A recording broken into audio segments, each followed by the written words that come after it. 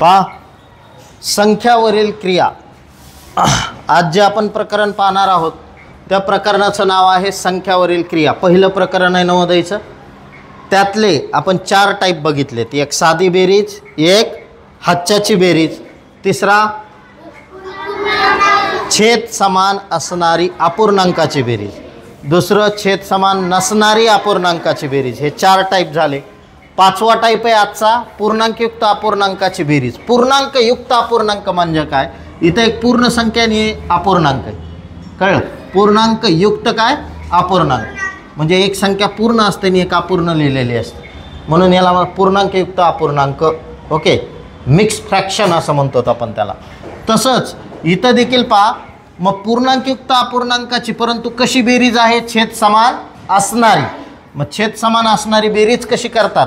आणि टाईप 2 पुढं लक्षात आहे. दुसरं एक्झाम्पल पहा, 4.3/2 अधिक 2.1/3 असं दिलं. इथं दोन्हीकडले छेद कसे आहेत? भिन्न छेद आहेत. भिन्न म्हणजे वेगवेगळे आहेत.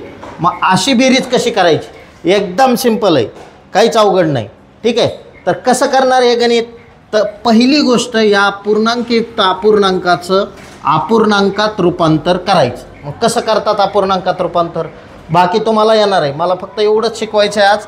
ज्यांना आधीचं लेक्चर कळलं आहे त्यांच्यासाठी पुढं लक्ष द्या की 3.1/2 आहे, तर 3 न 2ला गुणायचं. म्हणजेच काय झालं? 3 दोन्ही 6 आणि त्याच्यात वरचा 1 मिळवायचा, म्हणून इथं आलं 7 छेदात किती? हा खालचा 2 जशाला तसा लिहायचा. ज्याला समजलं नाही त्यानं परत लक्ष द्या. काय केलंय मी इथं? प्लसचं चिन्ह. ह्या 2 न या 2ला गुणायचं, बेदोनी आणि वरचा त्यात मिळवायचा. किती झाले? 5. आणि हा छेदस्थानचा जो अंक आहे ना, हा जशाला तसा खाली लिहायचा. इथं आलं 2. झालं. पूर्णांकयुक्त अपूर्णांकाचं कशात रूपांतर झालं? अपूर्णांकात. सेम तीच पद्धत आहे छेद समान नसल्यावर पण. छेद समान नसलं तरी तीच मेथड वापरायची. म्हणजेच 4 न 2ला गुणायचं, 4 दोन्ही 8, त्याच्यात वरचे 3 मिळवायचे, 11. छेदात किती? समजलं? मी हा खालचा छेद जशाला तसा लिहिलाय खाली. ओके, हा पण छेद मी जशाच तसा खाली घेईन. हा प्लसचं चिन्ह, बेत्रिक वरचा 1 त्यात मिळवा. छेदात किती घेणार? समजलं? छेदात किती घेणार? 3. आलं का लक्षात? आता पुढं लक्ष द्या. दोन्हीकडं अपूर्णांकात रूपांतर झालं. आता या खाली तुम्हाला स्टेप येतात. छेद जर सारखा असेल तर अंशाची डायरेक्ट बेरीज करायची आणि छेद काय काढायचा? कॉमन. म्हणून 7 + 5 छेदात किती आलं? 2. 7 आणि 5 किती झाले? छेदात किती? आता या दोघांना भाग जातो का? बेक बेसखूम. उत्तर आलं 6 छेदात 1. समजलं? सेम त्याच पद्धतीनं हे आहे. मग छेद जर समान नसेल अपूर्णांकात तर आपण काय करतो? तिरकस आणि मग शेवटी पुष्पराज. हां, 8वा. पुढं लक्ष द्या. तिरकस गुणाकार म्हणजे 11 न कुणाला गुणायचं? इथं 11 गुणिले 3.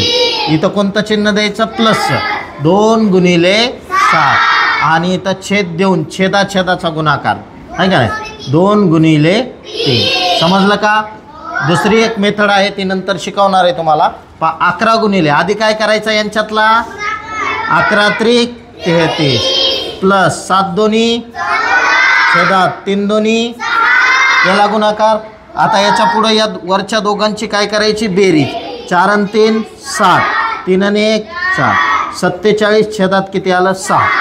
ओके, या दोघांचा भाग जातो का? नाही. 2 ने जात नाही, 3 ने जात नाही, भाग जात नाही. म्हणून हे आपलं फायनल आन्सर आलं 47 छेदात. समजलंय? या पद्धतीनं तुम्हाला काय करायचं आहे? तर पूर्णांकयुक्त अपूर्णांकाची बेरीज सोडवायची आहे. छेद समान असणारी आणि छेद समान. समजलंय का? चला आपण जाऊया पुढच्या उदाहरणाकडे. तुम्हाला आणखी जास्तीत जास्त उदाहरणं मी सोडून देण्याचा प्रयत्न करेल. तर पुढचं उदाहरण आपल्याला पाहायचं आहे. पुढं लक्ष द्या. नेक्स्ट एक्झाम्पल आपण घेऊया. पुढचं एक्झाम्पल असं आहे. तिसरं एक्झाम्पल मी घेतोय. आता तुम्ही ओळखायचं छेद समान आहे का नाही. 4.1/3 अधिक 2.1 2.1/3 2.1/2. ओके, छेद समान आहे?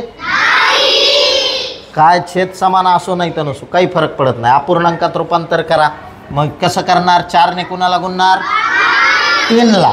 म्हणून 4 त्रिक त्याच्यात वरचा अंक मिळवायचा. मग 13 छेदात किती आलं? 3. आता पुढं लक्ष द्या, इथं प्लसचं चिन्ह दिलंय. बेदोनी 4 वरचा 1 त्यात मिळवला का? छेदात किती? 2. अशा पद्धतीनं छेदात आले 2. ओके, छेदात 2 आले. ठीक आहे. आता पुढं लक्ष द्या. मग इथं छेद समान नाही. छेद समान नसेल तर तिरकस गुणाकार केला जातो. म्हणून या ठिकाणी लिहायचं 13 गुणिले 2. इथं प्लसचं चिन्ह, परत दुसऱ्या कंसात 3 गुणिले 5 आणि परत इथं छेद देऊन लिहायचं 3 गुणिले 2. लिहिलं. आता त्यानंतर पुढं लक्ष द्या, थोडं शांत रे. पहा, त्याच्यानंतर 13 ने 2 ला गुणायचं आहे. 13 दोन्ही 26. ओके, त्याच्यानंतर प्लस 3 ने 5 ला गुणायचं आहे. 3 5 15 आणि छेद देऊन 3 दोन्ही 6. आता यानंतर आपल्याला वरच्या दोघांची काय करणार? बेरीज. मग 6 आणि 5 11, एकाचा हातचा 1, 2 आणि 1 3 आणि 1 4. छेदात किती? 6. कशी बेरीज केली? शेवटच्या दोघांची बेरीज. 6 आणि 5 11. 11ला 1 हातचा पुढं दिला. परत इकडचे डाव्या बाजूचे 2 अंक, 2 आणि 1 3 आणि हा 1 4. 41 छेदात 6. इथं देखील या दोन्हीला कोणत्याच संख्येने भाग जात नाही. म्हणून हे आपलं फायनल आन्सर असेल 41 छेदामध्ये किती? 6. समजलं? 41 छेदात 6. समजलं का? हां. त्याच्यानंतर पुढं लक्ष द्या, चौथं गणित तुम्हाला एक्झाम्पल सोडून देतोय मी. 4 नंबरचं एक्झाम्पल, पूर्णांकयुक्त अपूर्णांकाची बेरीज. ओके, म्हणजे 3.2 छेदात 4 प्लस पुढं लक्ष द्या 2.5 छेदात 4 असं दिलं. दोन्हीकडे छेद सारखा आहे. आपल्याला छेद सारखा असो नाही तर छेद सारखा नसो काही फरक नाही पडत. पूर्णांकयुक्त अपूर्णांकाचं कशात रूपांतर करायचं? अपूर्णांकात. ठीक आहे. मग अपूर्णांकात रूपांतर कसं करणार? ओके, भोजने पुढं लक्ष दे. कसं करणार? पुढं लक्ष द्या. पहा कसं करणार? 3 ने 4 ला गुणणार. 3 चौक वरचे त्यात संख्या मिळणार. 12 आणि 2 किती झाले? 14. छेदात किती? 4. आता पुढं लक्ष द्या, प्लसचं चिन्ह. त्यानंतर 2 ने 4 ला गुणायचं आहे. बेचोक 8 मध्ये अंश मिळवायचा. किती झाले? 8 आणि 5 छेदात किती झालं? दोन्हीकडे छेद सारखा आहे. मग दोन्हीकडे जर छेद सारखा असेल तर काय करतात? डायरेक्ट वरच्या 2 अंकांची बेरीज. मग वरच्या दोघांची बेरीज केली. 14 प्लस किती? 13 छेदात किती? 4. 14 आणि 13 दोघांची बेरीज येते 27 5 आणि छेदात किती? 4. या दोन्हीलाही कुठल्याच नंबरने भाग जात नाही. म्हणून 27 छेदात 4 हे आला आपलं फायनल आन्सर. समजलं? त्यानंतर पुढं लक्ष द्या, नेक्स्ट एक्झाम्पल पाहूया आपण. पुढचं एक्झाम्पल घेतोय 5व्या नंबरचं एक्झाम्पल. 5व्या नंबरचं एक्झाम्पल काय? पूर्णांकयुक्त अपूर्णांकाची बेरीज. ओके, मग बेरीज करताना 3 पूर्णांक इथं काय केलंय? पहा 3.4 छेदात 2 अधिक 2.1 छेदात 3 अशा पद्धतीनं बेरीज घेतली. मग ही बेरीज करताना 3 ने 2 ला गुणायचं. 3 दोन्ही 6 वरचा अंक त्यात मिळवायचा. मग 3 या दोघांचा गुणाकार आणि यांची बेरीज. 3 दोन्ही 6 आणि तो त्यात मिळवला. 6 आणि 4 किती झाले? 10 छेदात किती? प्लसचं चिन्ह द्या. 3 दोन्ही 6 आणि 1 छेदात किती? 3 झालं. मग पूर्णांकयुक्त अपूर्णांकाचं अपूर्णांकात रूपांतर. अपूर्णांकाची बेरीज तुम्हाला येते. अपूर्णांकात छेद समान नसेल तर काय करतो आपण? तिरकस गुणाकार. म्हणजेच 10 ने 3 ला गुणायचं. म्हणून इथं 10 गुणिले किती? 3. इथं प्लसचं चिन्ह द्या. 2 ने 7 ला गुणायचं. 2 गुणिले 7 छेद देऊन परत छेदाचा गुणाकार. 2 गुणिले 3. समजलं? मग आता गुणाकार आधी करतो आपण. ठीक आहे, काय करतो आधी? गुणाकार. मग गुणाकार आधी करायचा आहे तर गुणाकार आधी करण्यासाठी पुढं लक्ष द्या, काय करणार तुम्ही? 10 त्रिक पहा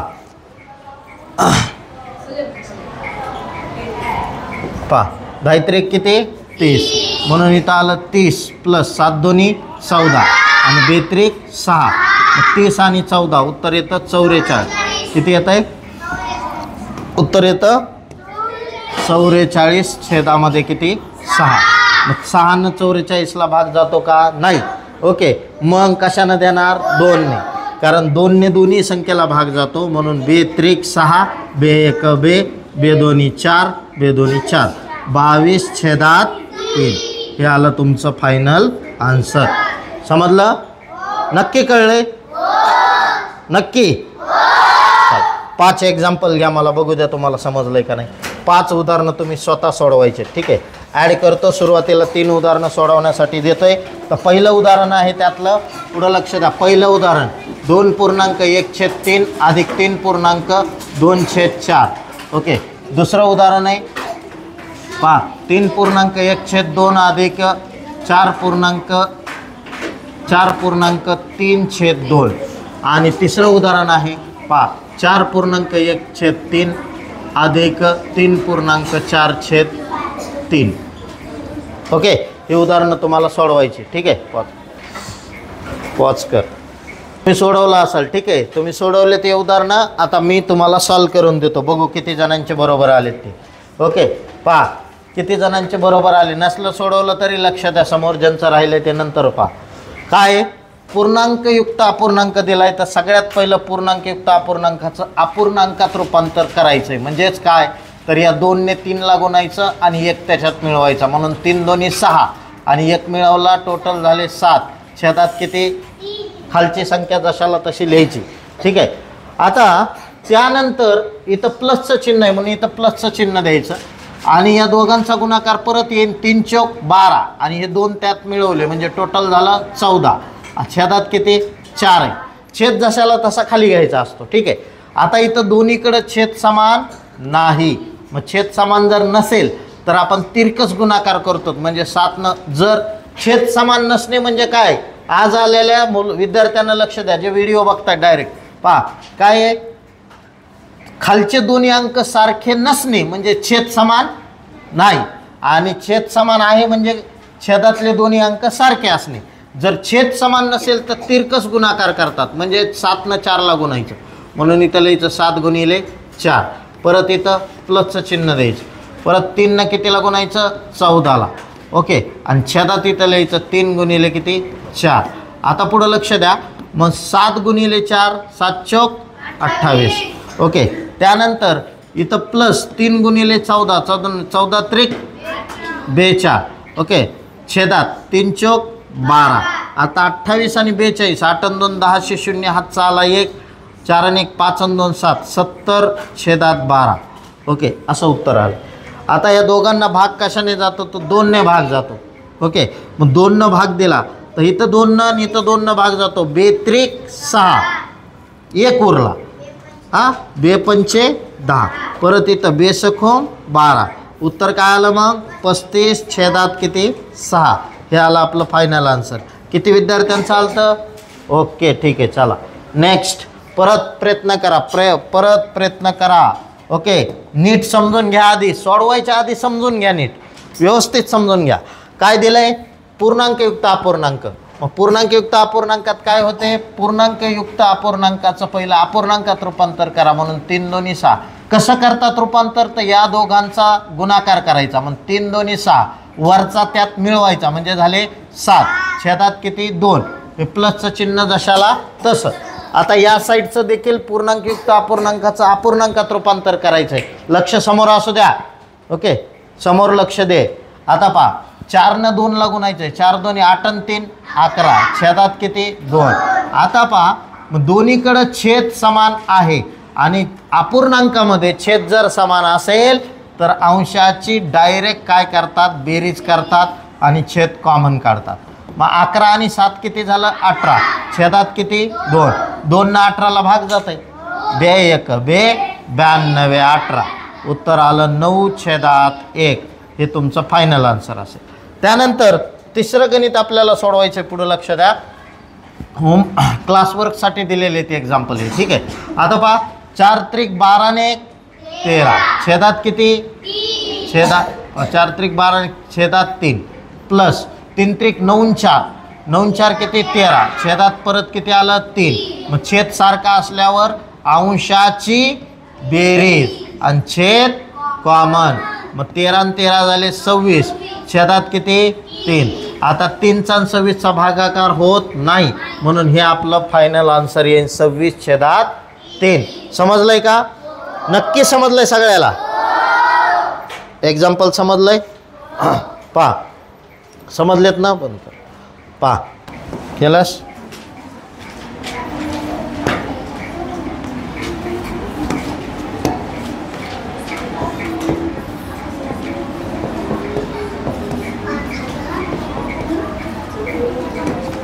पा